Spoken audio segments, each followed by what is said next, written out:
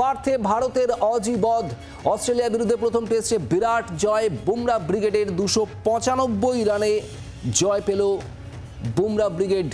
বুমরা সিরাজদের দাপটে দ্বিতীয় ইনিংসে ধরাশায়ী অস্ট্রেলিয়া। 5 টেস্টের সিরিজে 1-0 এগিয়ে গেল ভারত। 295 রানে পার্থে জিতল ভারত। দেবাঞ্জন বন্দ্যোপাধ্যায় আমাদের প্রতিনিধি রয়েছেন আমাদের সঙ্গে। দেবাঞ্জন, পার্থে অবশেষে টেস্ট জিতল ভারত। 295 রানে এই জয় কতটা তাৎপর্যপূর্ণ 3টে টেস্টে নিউজিল্যান্ডের কাছে হারার পর? উত্তরটা তুমি বলে দিয়েছো যে 3টি টেস্টে নিউজিল্যান্ডের কাছে পরাজয়ের পর যখন পার্থে এবছর অস্ট্রেলিয়া এর আগে দুবার ভারত কিন্তু অস্ট্রেলিয়ায় গিয়ে সিরিজ জিতে এসেছিল।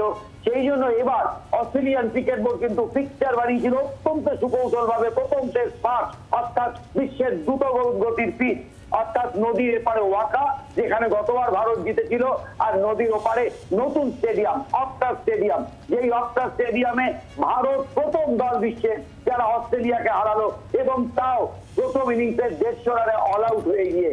তারপরে অস্ট্রেলিয়াকে প্রথম ইনিংসে 104 রানে অল আউট করে 46 রানের লিড নিয়ে যে মহারাজকীয় ইনিংস খেলেছেন KL রাহুল, যশস্বী জয়সওয়াল এবং বিরাট কোহলি। এবং একই সঙ্গে বলতে হবে ভারতীয় বোলাররা আজকে যেমন দেখা যাচ্ছে যে দ্বিতীয় ইনিংসেও তিনটি করে উইকেট নিয়ে ভারতীয় পেসাররাই যেই পার্থে অস্ট্রেলিয়ানরা হুমকি দিত ভারতীয়দের চিন মিউজিক শোনাবে। কি সেই চিন মিউজিক? যখন বলটা নাকের পাশ দিয়ে চলে যায়, মাথা সরিয়ে নেয়, তখন একটা হুশ করে শব্দ হয়, সেটাকে বলা হয় চিন মিউজিক। সেই চিন মিউজিকের পিঠে ভারতীয় টেস্ট ব্রিগেড কিন্তু আজকে অস্ট্রেলিয়াকে প্রথম টেস্টে হারিয়ে, এবং তার দ্বিতীয় ইনিংসে 200 রানের ওপরে ওপেনিং পার্টনারশিপ, বলা যেতে পারে এই জয় ভারতীয় ক্রিকেটের অন্যতম বড় জয় হিসেবে চিহ্নিত হয়ে থাকবে।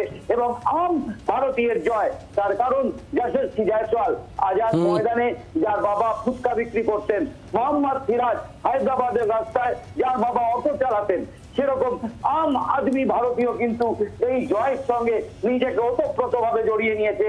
এবং বলা যেতে পারে যে জসপ্রীত বুমরা, মোহাম্মদ সিরাজ, হর্ষিত রানা এবং একই সঙ্গে ওয়াশিংটন সুন্দর, এদের যে অনবদ্য বোলিং, সেই তাতে কিন্তু বলা যেতে পারে সিরিজের যে কোনো সিরিজের 5 টেস্টের সিরিজ, এখানে 4টে ম্যাচ জিততে হবে ভারতকে, না হলে কিন্তু ওয়ার্ল্ড টেস্ট চ্যাম্পিয়নশিপ খেলা যাবে না। নিউজিল্যান্ডের কাছে হারের ডাক্তার পর সবাই যখন মনে করেছিল যে হিসাব কিন্তু উল্টে যাবে অস্ট্রেলিয়ায়, তখন কিন্তু বলা যেতে পারে ওই আনহনিকে হনি করে দিল ভারতীয় ক্রিকেটের ওই 11 জন যোদ্ধা, যেখানে রোহিত শর্মা নেই, শুভমান গিল নেই, রবীন্দ্র জাদেজা নেই, কিন্তু তরুণ ব্রিগেড এই কামাল ভারতীয় ক্রিকেট দলের। দেবাঞ্জন, তাহলে ম্যান অফ দ্য ম্যাচ কে হতে চলেছে? কারণ পেস ব্যাটারি তো অনবদ্য পারফরমেন্স দুটো ইনিংসে, অন্যদিকে ভারতীয় ব্যাটসম্যানরাও দ্বিতীয় ইনিংসে দুরন্ত খেলেছেন, যশস্বী জয়সওয়াল থেকে বিরাট কোহলিরা। ম্যান অফ দ্য ম্যাচ তাহলে কে হতে চলেছেন?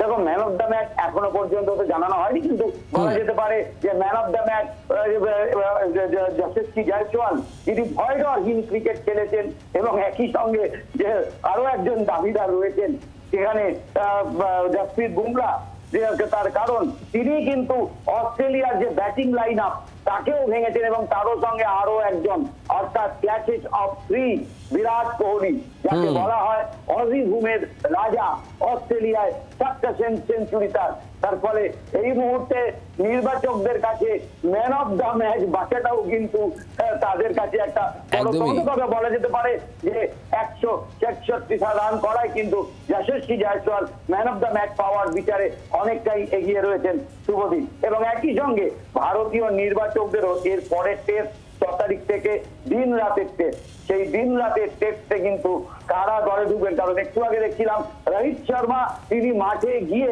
তিনি কিন্তু প্র্যাকটিসও শুরু করে দিয়েছেন অলরেডি। তার ফলে বলা যেতে পারে একদিকে যেমন ম্যান অফ দ্য ম্যাচ বাঁচার সমস্যা, তেমনি পরের ম্যাচের জন্য ভারতীয় ব্রিগেড একেবারে হবে 11 জন প্লেইং 11 বেছে নেওয়াটাও কিন্তু রীতিমতো চ্যালেঞ্জিং হবে। বাংলার আওয়াজ, বাঙালির আবেগ, জি 24 ঘন্টা।